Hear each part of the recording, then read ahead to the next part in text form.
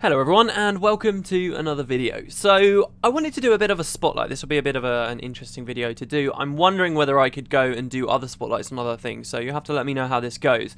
But I wanted to do a bit of a spotlight on a theory I've heard a lot of people talking about recently, and a theory that I think is quite interesting, has got a lot of weight to it, and could mean a lot for the story of Guild Wars 2 as it continues on. It's a theory very much to do with the Elder Dragons, and it's a theory to do with the Sylvari, who are one of the newest and most mysterious races in Guild Wars 2, and it poses that there could be a possible connection between these two different things. Now, I do want to initially just say that this is not a theory I came up with myself. I'm ashamed to say I didn't make this connection originally, but I have listened to a lot of different angles and a lot of different takes on it, and seen a lot of the evidence that people have put forward for it, and I thought what would be really nice would be to repackage it in a kind of a video form so that people who don't know too much about the lore can listen to and possibly appreciate how cool this just could end up being. So first of all, very briefly, we should just establish what these two things are. First, you have the Elder Dragons. These are the primary antagonists, I suppose, of Guild Wars 2.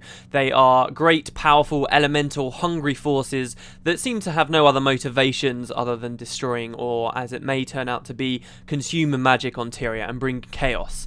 These creatures come around in cycles. That Tyria had known a long period of peace of over 1,000 years, where these dragons hadn't bothered the world, but over the past 250 years they have begun to wake up and cause devastation and chaos. The story of Guild Wars 2 basically is about us, the sentient races of Tyria, trying to save our planet from these horrible elemental forces and bring peace once again. When Guild Wars 2 first launches, we're going to be fighting against Zaitan, the first of 5 Elder Dragons that we have heard of. One of these 5, the Deep Sea Dragon, is particularly mysterious and we don't know anything about it. The idea is that it's out in the deep oceans where the races of Tyria really haven't had much interaction with it or much reason to care about it or even know about its existence. So for the time being, when the game launches, we'll be fighting Zaitan, the Elder Undead Dragon, and from there on we'll be progressing, I suppose, through the other Elder Dragons, and at some point the Deep Sea Dragon too, for a total of 5 dragons. We also have in-game 5 playable races. 4 of these we were familiar with from the original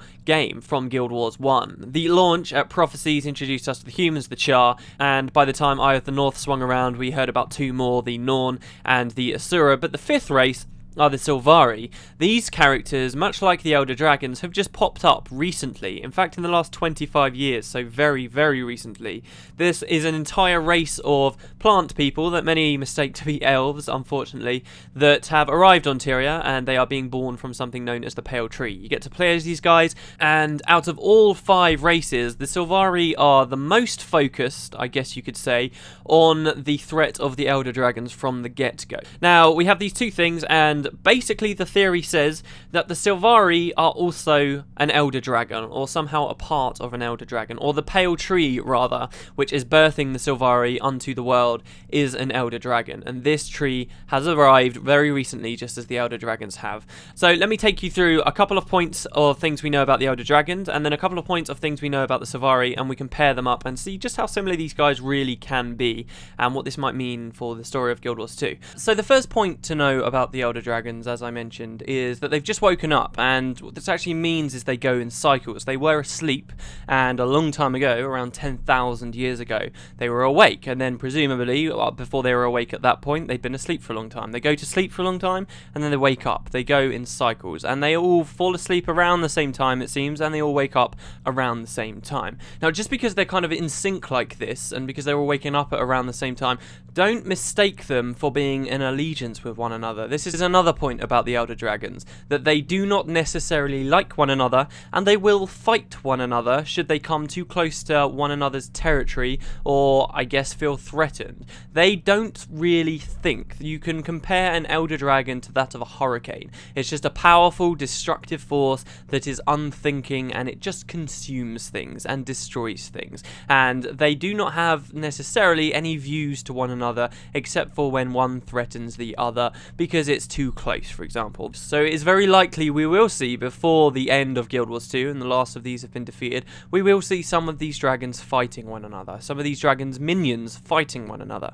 Which brings me to my third point. All of the Elder Dragons have some kind of hierarchy of minions. They have things that do their bidding. They have spawns and entities that travel across the world and fight for them. These minions are created in different ways. Two dragons in particular, that of Jormag, the Elder Ice Dragon, and Kralkatorrik, the Crystal Dragon, both seem to create new minions for themselves primarily through corrupting the living. You can see that Jormag creates the Ice Brood, as the Norn have been calling them, and Kralkatorrik has created the Branded. In fact, he's corrupted an entire chunk of land that has now become all crystal and purple, and anything that was once alive there has now become animate and will fight for him and do his bidding. However, if you look at Primordus and Zaitan, they do not necessarily create more minions through the corruption of the living. Zaitan corrupts the dead. It's dead things. He brings dead things back, and these dead things do his bidding. And Primordus really creates minions without needing anything to have been alive in the first place. He is creating the destroyers through moulding rock and lava and imbuing that with magic, as far as we can see, to animate his creatures. And that's where the destroyers are coming from. They have nothing to do with the living. We also have the Deep Sea Dragon, which we do not know how it's creating its minions, but once again it could be very similar to Primordus in that it does not need to corrupt the living to form its armies. Now, a few facts about these minions. Once they are under the yoke of an Elder Dragon, they don't seem to age or know any such thing as mortality. Nobody's studied them for long enough to know whether they die of old age, but they generally, particularly in the case of things like the Risen, which are already dead, or the Destroyers, which are simply just rock, or even Kralkatorrik's Branded, which have just become crystal, none of these things seem like they would be susceptible to dying of old age or through any kind of ailment. The only way that we've seen these minions die is through force, whether that be by the hands of another thing or through some kind of accident like a rock slide or something that kills them. That's the only way we've seen these creatures be ended. Otherwise, they will just spread and multiply, and more of them will arrive, and more things will be corrupted, and more will be created until they swarm and consume the world. Now, these minions, as our last point about them, is they're just born. Once they become a minion, once they fall under the influence of one of the Elder Dragons or the champion of an Elder Dragon, they simply just know hate. They are unknowledgeable, they don't care for things, they only have the desire to spread and to destroy whatever they can find. They can't necessarily be reasoned with. They are just mindless creatures of destruction. Now, I just mentioned champions. For those of you who don't know, the Elder Dragons don't just have tons of mindless minions that run around. It seems within their hierarchy, an Elder Dragon will appoint or somehow create a very powerful minion known as a champion. These champions do think on a level that is far more relatable to us as the characters of the world. They are not just mindless destructive forces, but they are scheming. They create armies, and they send forces to certain areas, and they plot, and they devise ways in which they can consume and take over the world. These champions are more conventional thinkers, and while the minions that they create may not always be conventional thinkers too, the champions do think on a level differently to that of their masters, the Elder Dragons. Now, those are the important things for this theory as far as the Elder Dragons are concerned, and you might have already seen where some of these things are already similar to the Sylvari. So let's have another look at the Sylvari. Once again, this is something that goes in cycles. The Elder Dragons wake up after a long time, and then they fall asleep and they wake up again.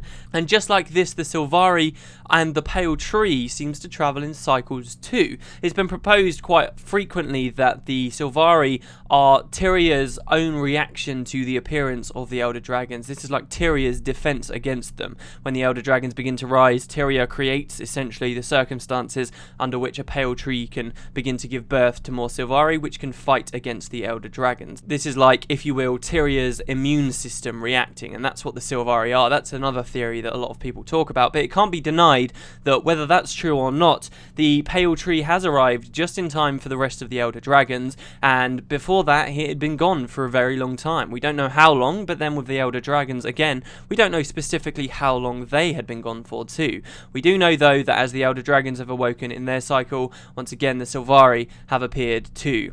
One thing I think that puts a lot of people off very quickly about the Elder Dragons is they hear that there are 5 Elder Dragons that have been established in lore, and they assume that that is all that could exist on Tyria. There can only be 5 Elder Dragons, and there's no way that the Sylvari could somehow be an Elder Dragon in and of themselves because there are only 5. Well, do consider that we have have only seen a very small portion of Tyria. We have seen that large world map of Tyria now, and it's pretty damn big. One of these 5 Elder Dragons we only know about as players. In the in-game universe, the Deep Sea Dragon is pretty much out of public knowledge. No one really knows about it, so there is nothing to say that there couldn't be more than the 5 Elder Dragons we know about. There could very well be a 6th, a 7th, an 8th that we simply haven't seen wake up yet. Early on, a lot of people were under the impression that Elder Dragons woke up roughly once every 50 years, but if you do look at the timeline, you'll see that some Elder Dragons wake up very close to one another while others do not. It could be that they wake up every 10 years. It's just that a lot of them we haven't seen because,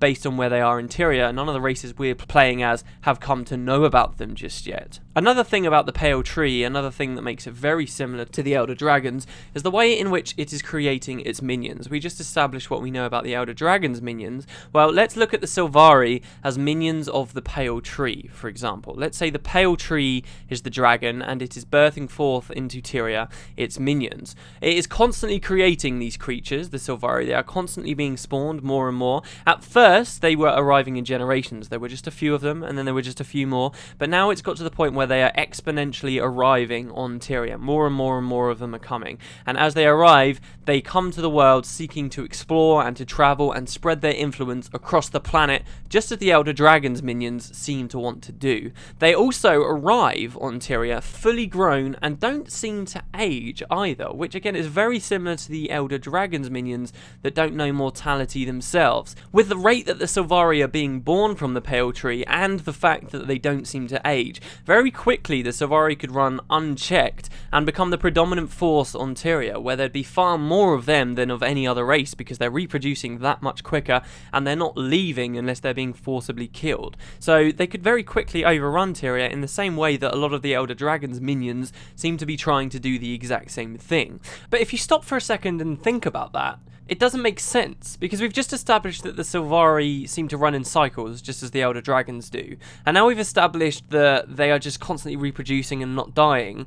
Well, where are they then? If there was a previous cycle of the Sylvari, why don't they already rule and control Tyria? Maybe this can then be looked at another parallel between them and the Elder Dragons, in that the Elder Dragons have awoken before, seem to have consumed all that they can, and then stopped and fallen asleep. And maybe the same thing happened to the Sylvari, because if not, why didn't the Sylvari survive last time they were alive? What happened with the previous Pale Tree? What occurred with the Pale Tree that produced the seed that was planted by Ronan and now has led to the Sylvari of today? What happened to those old Sylvari? They don't age, then they just constantly keep arriving and arriving. Why aren't they all over Tyria? Well, this is the idea that perhaps if the Sylvari are going along the same lines as the Elder Dragons, that as the old Elder Dragons fell asleep before, so did the Sylvari. They disappeared again. Again, this could be more evidence for the idea that the Sylvari, rather than being a dragon themselves or the minions of a dragon themselves, are rather Tyria's immune system reacting to the presence of the Elder Dragons, and that when the Elder Dragons before fell asleep, once again the Sylvari were not needed until they would awaken once again. But in either case, it's another parallel between the two. Now, another interesting fact about the Sylvari is that they are immune to the corruption of the Elder Dragons, completely and utterly immune to it. And you have to ask yourself, why are they completely immune to the corruption of the Elder Dragon? As I established, not necessarily all of the Elder Dragons create their minions through corruption. It certainly seems like Kraukatoric and Jormag are the greatest proponents of this method, but they can't do that to the Sylvari. And neither can Zaitan make Risen out of their corpses once they're dead. They cannot be influenced or manipulated by the Elder Dragons. And why is that? Is it because they have this natural development inside them that makes them immune to the Elder Dragons? Or does it mean they're more similar to the Elder Dragons than at first we expect? Can you corrupt that what is already corrupted? If we look at the Sylvari as minions of another Elder Dragon, the Pale Tree being an Elder Dragon, then you have to ask yourself, can an Elder Dragon corrupt another Elder Dragon's minions? We've never seen that happen. Could Jormag, if he like, make Ice Brood out of what is already the branded, or what is already risen? It doesn't seem that they can. So maybe this is the reason why the Sylvari are immune to them, because they themselves are already the corruption of another Elder Dragon. Now, earlier I mentioned as a fact about the Elder Dragons, and in fact their minions, that in particular the minions of the Elder Dragons are unthinking, that they know only hate and destruction, and that they just want to further the agenda of their master. The Sylvari don't follow this. The Sylvari are not like this at all. The Sylvari Sylvari are free-willed, they think, they have morals, and they care about the planet, and if anything they want to save the planet rather than to destroy it or consume its resources and magic as the Elder Dragons want to do. So this is a key difference between them. However, you might recall that not all Sylvari are like this. The Sylvari, when they were born, as the Pale Tree was growing, was influenced by something. It was influenced by the Ventari tablet. So the story goes that a human found a seed in a cave, a seed that was quite possibly created by a previous Pale Tree, which is where our hints that perhaps the Sylvari go in cycles comes from. And this man planted this tree on the graves of his family and lived in peace with a centaur in a small village around this tree. And as the tree grew, it listened to what the people of this small village had to say about the world. The centaur that lived there was named Ventari, and he particularly believed in peace, and he didn't want to war anymore. The humans and the centaurs had been at war for a long time, and he turned his back on it, and this was what he truly believed in. Before Ventari died, Ronan died first, and then Ventari lived a lot longer because centaurs live a lot longer. And before Ventari himself died, he laid down on a great stone tablet, a marble tablet, rules or creeds by which he lived by and that he believed other people should too. And their tenets are peace and a world without war or destruction. And as the Pale Tree had grown itself, it come to learn these lessons and absorbed them in it. And when the Sylvari were finally born, they took this upon themselves this was the way they were going to look at the world, and it shaped who the Sylvari became. However, 25 years after the original Sylvari have been born, there are a large group of them now that believe this was wrong, that the Sylvari care too much about what was written on the Ventari tablet, and that the true way of the Sylvari is something far darker than what the tablet has turned them into. These are the Nightmare Court, and there's a big story and a big idea here that the Sylvari in their natural way are nothing like what the Sylvari we are playing as are. The Sylvari have been impacted and influenced negatively, in the opinions of those in the Nightmare Court, by the tablet. And if the Nightmare Court have it their own way, they will free the Pale Tree of the influence of the tablet, and the Sylvari will become what they were always meant to be, in the opinion of the Nightmare Court, which is something far darker and something far more similar to what we're seeing the rest of the minions of the other Elder Dragons doing in the world. So the idea is that the Pale Tree is a dragon, and the only reason the Sylvari are allied with us is because of the Ventari tablet that influenced them and turned them from their mindless, destructive ways and made them become something more curious and peaceful instead. How the Nightmare Court intends to return the Sylvari to what they believe their true purpose is they are attempting to infect the dream of dreams that all Sylvari are born into by filling it with negative emotion and hate. And how this is manifested within the dream of dreams, as you can see as a Sylvari character right at the start of your personal story, all this hate and aggression and fear that the Nightmare Court is implanting into the dream of dreams inside the Pale Tree manifests itself there as a dragon. So you can actually see that first boss in game that you see there is everything that the Nightmare Court care about, and basically they are building themselves up within the Pale Tree, a dragon, perhaps what the Pale Tree was always supposed to become. And you can see that's the first boss. It's a dragon that you're fighting in there. Is that a coincidence that it's a dragon, or is that hinting that perhaps that is the true nature of the Pale Tree? Or is that hinting that perhaps that is the true nature of the Pale Tree? So I think it's quite a strong theory on those merits alone. There are a lot of parallels there already, but there are criticisms you can make. In particular, there are two things that throw this off. Firstly, we have the concept that there have been multiple Pale Trees. If the Pale Tree itself is an Elder Dragon and it is creating these Sylvari that are its minions, then what does that mean when there have been multiple Pale Trees? As far as the Elder Dragons are concerned, yes, they go in cycles just as the Pale Trees have, but that's always been the same dragon. It's been awake and then it's fallen asleep and then the same thing's woken up again. It doesn't directly translate across when you look at the Pale Tree, which is this living thing, or apparently living thing, that exists on the planet but then has wilted away and died, it seems, previous Pale Trees, and then a new one has been born from a seed. It's not the same thing. And also that gets a little bit more murky too when you consider that there could be more than one Pale Tree existing at any one time. The early Sylvari personal story hints at the fact that there could be another Pale Tree about, and there are also ideas that there could be a Pale Tree in the Echovald Forest too. So if there are more than one Pale Tree, then how can that be an Elder Dragon? Another criticism of this is that the pale tree itself is not just a physical plant that exists that is bearing fruit. The truth is that it's actually inhabited, or it is embodied by a spirit. There is a real spirit that looks fairly like a human. It's an actual spirit that walks around and that you can communicate with and exist, and is importantly here a conventional thinker. It's not an uncaring, unreasonable elemental force compared to a hurricane. It's something far more like us, something that cares about things, something that creates, and something that's intelligent. So how can the pale tree be a dragon when it's exhibiting these traits that are so un-elder dragon-like? Well, here's a further idea, just a small take on it that I've had. I'm sure someone else has probably thought of this too at some point, but while I was mulling it over the other day, I thought might be quite cool. These two heavy criticisms, these two things that seem to disprove the theory that the pale tree is a dragon, could perhaps mean that the theory is just not fully thought through. What I would propose is that the pale tree isn't a dragon. The pale tree itself is not a dragon. The pale tree is a champion of a dragon that we have not seen yet. There is a sixth elder dragon somewhere, a dragon of nature, if you will, or something along those lines, but that exists far off in the distance, and its champions are the pale trees. So we know that there have been multiple pale trees and different pale trees that have gone through different cycles. What if the pale tree is just the champion that's appointed by this sixth dragon? And that explains why the pale tree is far more conventional thinking too, because as we know, the elder dragons themselves are unreasonable and do not scheme and do not plot, but the champions that they create do, and that they can be communicated with. So perhaps that's what's going on here. The pale tree isn't a dragon. The pale tree is a champion of some other elder dragon, and it just so happens that this time, when this sixth dragon, wherever it may be, has woken up, just as the other elder dragons have on Tyria this time, that now it's woken up,